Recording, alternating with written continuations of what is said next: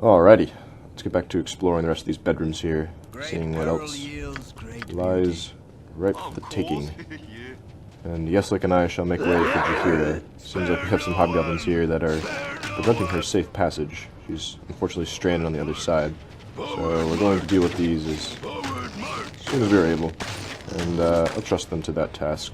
While doing that, let's pick some locks. See what's inside. Some gold and potions. We'll keep an eye on them, of course, while they're fighting. Make sure nobody comes to harm. Fire giant strength. Interesting. Assuming we can handle these guys. Starting to run in fear, actually, as they see what happens to the rest of their friends. Let's see what's in these armor stands. Ooh. Enchanted studded leather. Some plate mail. So there might actually be some more things of interest here.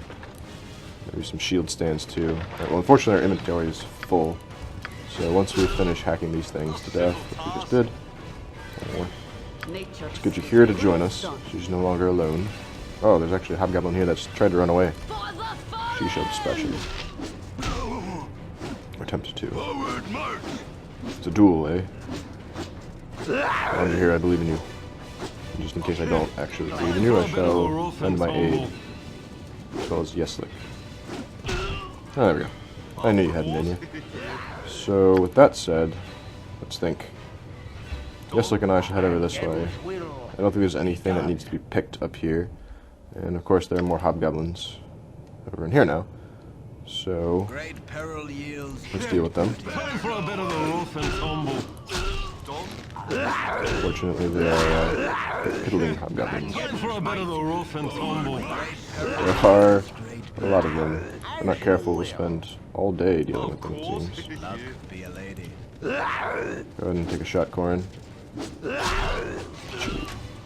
He just instantly kills anything he lays eyes on. I think there was a chest in here that we couldn't open before, so let's make use of this lockpicker extraordinaire. I think it was this one right now. So let's handle that, and then make our way for the bedroom. Finally, to loot the last of what this dungeon has to offer. Just a flame dance ring and some middling treasure. Not too interested. So let's everyone gather in here. And that should just about cover it. Check our inventory while we're walking. So it's Lyrel's tiered necklace. Made of silver, gold, platinum, or other precious metals. And this is perhaps one of the most beautiful of all that we've ever seen. Yes. I'll see if I can pick up some of this stuff. I'm actually overburdening myself now. As you will. As is Yeslik. But such is the way of things when you're dealing with heavy metal armor, it seems. So let's unburden ourselves by passing off some more of our loot. I'll hand this wyvern head off to Corin, and I think that'll do it. That room seems to be taken care of, and there's not much else down here, so that said, make our way for the stairs. I think it'll actually be faster if we just head to level 2 and then up that way, rather than back down to level 4, and then hoping that that shortcut actually takes us to the first floor. So we'll just walk. I'll go ahead and equip Corin with his precious plate mail again. Don't want any harm to come to my elven friend. And as we walk, perhaps time for another bit of storytelling with Xevric. As he did grow up in Candlekeep, he is quite fond of such tales that he learned while studying under the monks there. So, there is something I am most fond of, and that is the Blood War, or fond of telling, rather. I would not be very fond of fighting in the Blood War. For you see, the Blood War is a terrible conflict that has been waged for countless years, with literally billions and trillions even of souls constantly at war with each other. Imagine the bloodiest, most gruesome, depraved war that you can imagine. Just endless battles of blood and gore. Magnify it by 1 billion, and you have but a fraction of the utter terror that is involved in fighting the Blood War. For it is not an ordinary war, it is one that is fought only by sides of evil that simply differ on their preferred ideology of how best to carry out evil. So we have two sides, the lawful evil side of the Beatizu, also known as devils, who reign from Beator and the Nine Hells. We also have the chaotic evil side of the Tanari, who are also known as demons in the human language.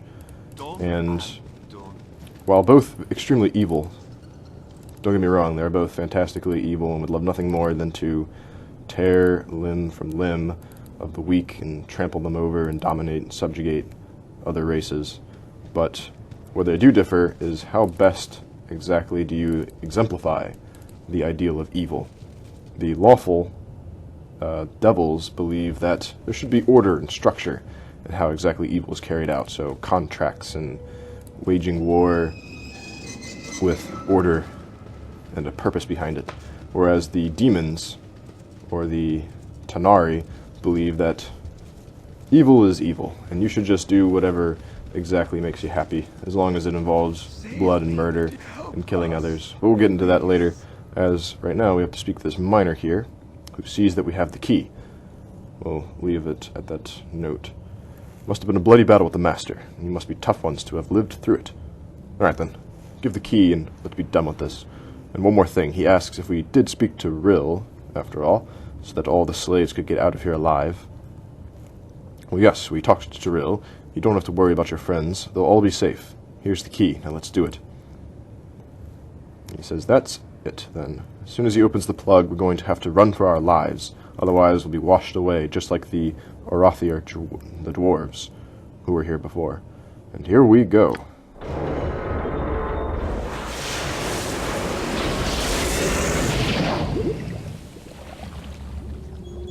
And with that, the mines are flooded once more, never to be used again for the insidious purposes of the Iron Throne.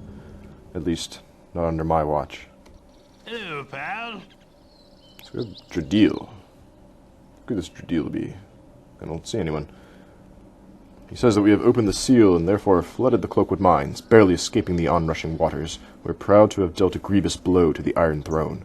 We do, however, feel some guilt for the loss of life that the flood must have caused. But then again, in our mind, there was little choice. Is Dradil perhaps...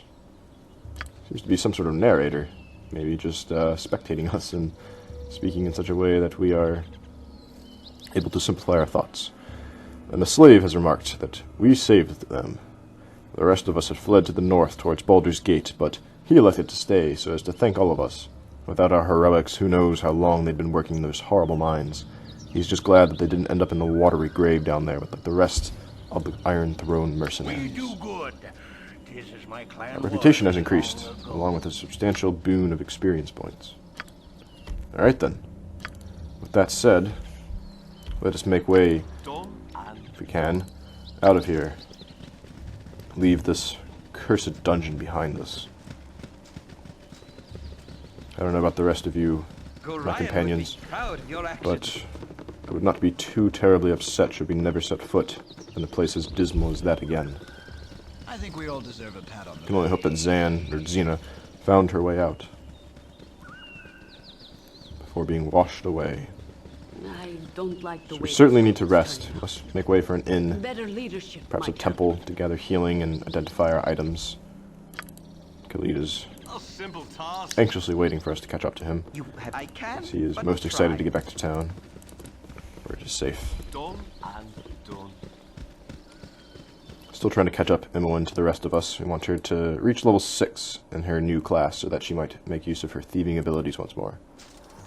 Oh, and look at that. 3 days and 4 hours later. I'll need to be We resting. warily set foot just outside the Song of the Morning Temple, seeking to claim the rest that is duly ours. So we'll gather some quick healing, and then make way to Baraghost and quickly heal. And from there, we'll have to decide where to go next. We have quite a few options available to us. What kind of aid can you give us? He thanks us again, I think, for dealing with the madman Basilis.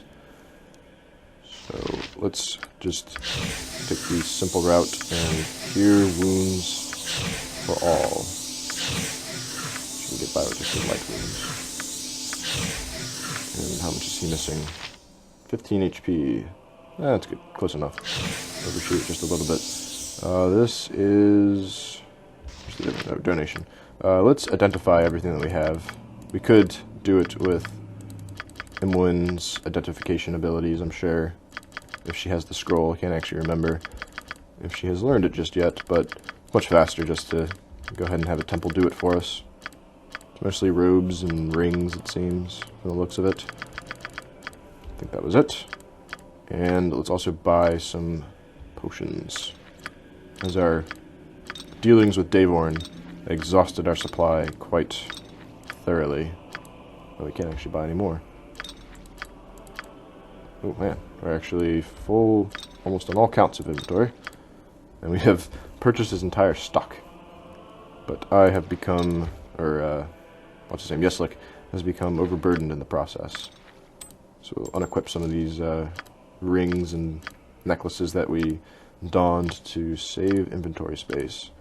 Because we are now heading back to Baragost. Well, of course. We'll sell off what treasures we have. And I'm going to take a quick break here while we head on over. So I'll see you in just a moment